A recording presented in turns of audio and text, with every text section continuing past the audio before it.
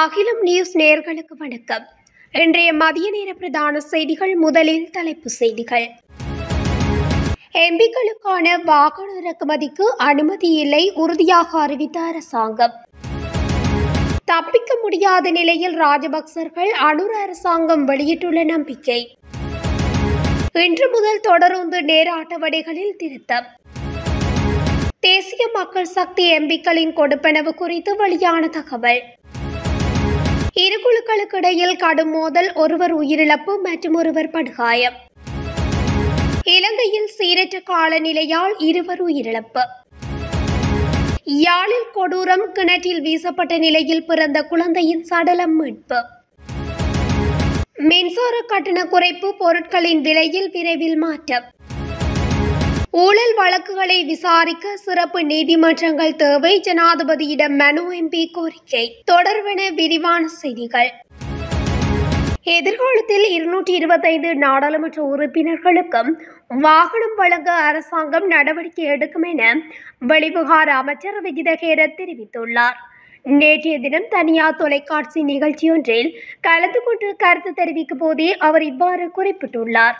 இனிவரும் காலங்களில் எந்த ஒரு நாடாளுமன்ற உறுப்பினருக்கும் வாகனங்களை இறக்குமதி செய்வதற்கான அனுமதி பத்திரம் வழங்கப்படாது என்றும் அவர் சுட்டிக்காட்டினார். ஒரு நாடாளுமன்ற உறுப்பினருக்கும் அமைச்சருக்கும் அலுவலக நோக்கங்களுக்காக வாகனம் இருக்க வேண்டும் என்பதை நாங்கள் ஏற்றுக்கொள்கிறோம். மேலும் நாடாளுமன்ற உறுப்பினர்களுக்கு வாகனம் வழங்கப்படாது என்று நாங்கள் ஒருபோதும் கூறவில்லை. ஒரு வாகனத்தை 5 வருட காலத்திற்கு நாங்கள் வழங்குவோம்.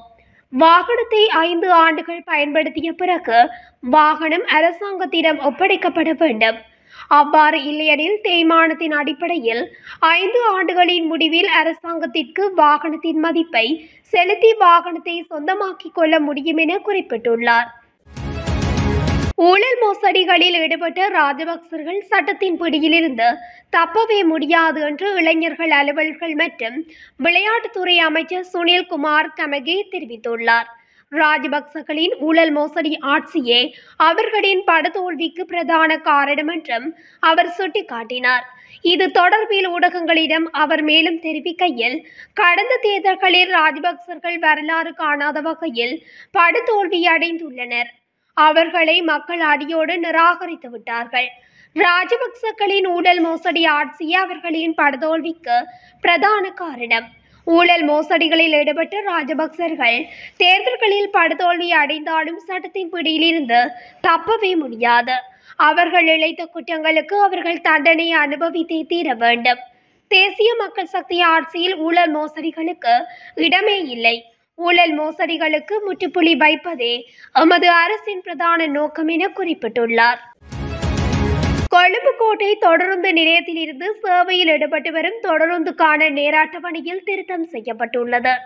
அதன்படி இந்த திருத்தம் நேற்று முதல் நடைமுறைக்கு வருவதாக தொடருந்து திணைக்களம் தெரிவித்துள்ளது.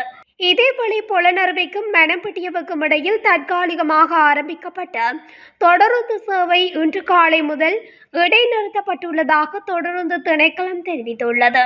பொலனறுவைக்கும் மணம்பட்டியவுக்கும் இடையிலான பிரதான வீதியில் ஏற்பட்ட வெள்ளம் பெருக்கு காரணமாக குறித்த வீதியில் வாகன போக்குவரத்து நிறுத்தப்பட்டதால் பொதுமக்களின் வசதிக்காக தொடருந்து திணைக்களம் கடந்த 19ஆம் தேதி முதல் பொலனறுவைக்கும் மணம்பட்டியவுக்கும் இடையில் தற்காலிகமாக தொடருந்து சேவை ஆரம்பித்தது.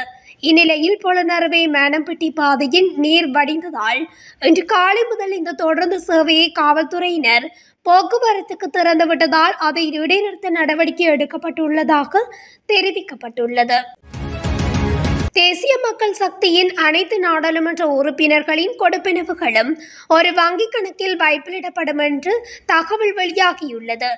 இந்த விடயத்தினை பொதுமக்கள் பாதுகாப்பு மற்றும் நாடாளுமன்ற விவகார பிரதி அமைச்சர் சுனில் வெட்டக்கல தெரிவித்துள்ளார். இதுகுறித்து அவர் மேலும் தெரிவித்த போது, நிகால் கலபதியுடன் ஆரம்பமான பயணத்தை நாங்கள் தொடர்வதாகவும் அவர் மேலும் குறிப்பிட்டார். அத்துடன் பொருளையில் உள்ள மக்கள் வங்கியில் உள்ள தற்போதைய வங்கிக் கணக்கில் தொடர்புடைய கொடுப்பனவுகள் வைப்பிலிடப்படும் என்று சுட்டிக்காட்டினார்.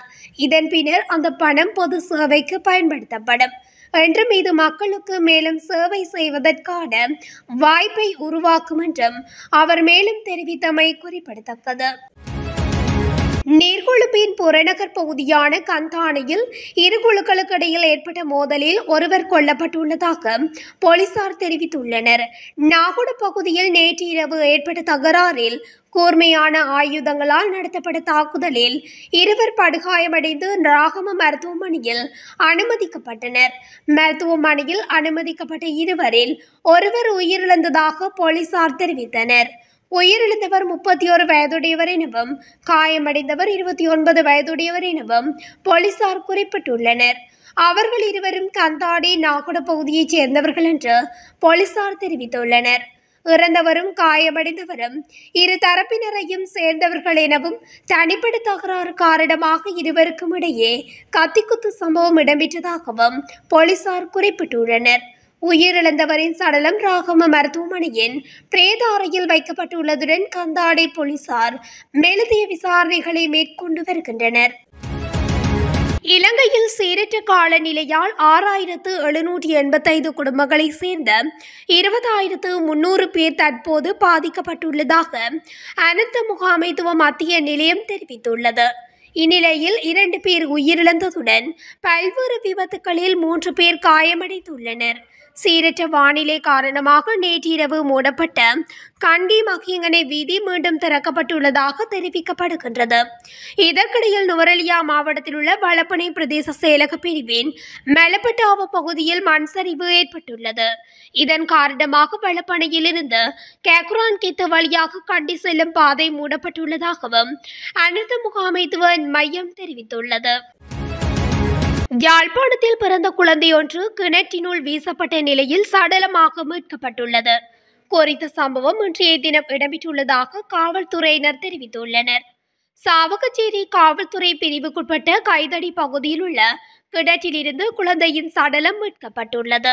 சம்பவம் தொடர்பில் சந்தேக நபர்கள் எவரும் இதுவரையில் கைது செய்யப்படவில்லை என காவல்துறையினர் தெரிவித்துள்ளனர். இந்நிலையில் இந்த சம்பவம் குறித்து சாவகச்சேரி காவல்துறையினர் விசாரணைகளை மேற்கொண்டு வருகின்றனர். மின்சார கட்டண குறைப்புக்கு ஏற்ப அடுத்த 2 வாரங்களுக்கு பொருட்களின் விலை குறையும் என்று அகில இலங்கை சிறுதொழில் வல்லுநர் சங்கம் தெரிவித்துள்ளது. மின்சார கட்டணத்தை 30% குறைக்க பொது பயன்பாட்டு ஆணையகம் நடவடிக்கை எடுத்துள்ளதாகவும் சங்கத்தின் தலைவர் நிருக்ஷ குமார குறிப்பிட்டுள்ளார். அதன்படி நேற்று முதல் உற்பத்தி செய்யப்பட்ட பொருட்களுக்கான மின்சார செலவுகள் குறைந்துள்ளதாகவும் இதன் விளைவாக பொருட்களின் விலை 5% முதல் 10% வரை குறைந்துள்ளதாகவும் அவர் தெரிவித்துள்ளார். இந்த வழியில் உற்பத்தி செய்யப்படும் பொருட்கள் சுமார் 2 வாரங்களில் சந்தைக்கு வழங்கப்படும் என்றும் இதனால் மக்களுக்கு உரிய நிவாரணம் கிடைக்கும் என்றும் அவர் மேலும் குறிப்பிட்டுள்ளார். இலங்கையில் ஊழல் தொடர்பான வழக்குகளுக்கான சிறப்பு நீதிமன்றங்களை நிறுவுவதை ஜனாதிபதி அனுரகுமார திசாநாயக்க பரிசீலிக்க வேண்டும் என்று நாடாளுமன்ற உறுப்பினர் மனோ கணேசன் தெரிவித்துள்ளார். இது தொடர்பில் மனோ கணேசன் தனது எக்ஸ் பக்கத்தில் வெளியிட்ட பதிவிலே இவ்வாறு குறிப்பிட்டுள்ளார். ஜனாதிபதி அனுரகுமார திசாநாயக்கவின் ஊழலுக்கு எதிரான முயற்சிகளை வரவேற்கின்றேன். போலீஸ் லஞ்ச ஊழல் ஆணைக்குழு, சட்டமா அதிபர் மற்றும் நீதித்துறை ஆகியவை குடியரசு ஜனநாயக நாட்டில் மக்கள் நம்பிக்கை வைக்கும் நிறுவனங்களாகும். தேசிய முக்கியத்துவம் வாய்ந்த கோப்புகளை லஞ்ச ஊழல் ஆணைக்குழு மீண்டும் திறந்து இம்மாத இறுதியிலும் பிப்ரவரியிலும் வழக்குகளை தாக்கல் செய்யும் என ஜனாதிபதி அனுரகுமார திசாநாயக்க தெரிவித்திருப்பது மகிழ்ச்சியான செய்தியாகும். லஞ்சம் ஆணைக்குழுவுக்கு அதன் சட்ட அதிகாரங்களை பலப்படுத்துதல் உட்பட சட்டமா அதிபர் திணைக்களம் மற்றும் போலீஸ் திணைக்களத்தில் உள்ள குற்றப்புலனாய்வு பிரிவினருக்கு அதிக ஆதாரங்களை வழங்குவதன் மூலம் தேக்க நிலையை நீக்க முடியும். மேலும் உள எதிர்ப்பு நடவடிக்கையை நிறைவேற்றுவதற்கு அதிக ஆதாரங்களை வழங்க வேண்டும். அதேவேளை ஊழல் தொடர்பான வழக்குகளுக்கான சிறப்பான நீதிமன்றங்களை நிறுவுவதையும் ஜனாதிபதி பரிசீலிக்க வேண்டும். இதனால் வழக்குகள் தினசரி அடிப்படையில் விசாரிக்கப்பட்டு முடிவுகளை நோக்கி செல்லும் என குறிப்பிட்டுள்ளது. இத்துடன் அகிலம் நியூஸின் இன்றைய பிரதான செய்திகள் நிறைவடைகின்றன. தொடர்ச்சியாக செய்திகளை அறிந்து கொள்ள அகிலம் நியூஸ் ஊடகத்துடன் இணைந்திருங்கள். நன்றி, வணக்கம்.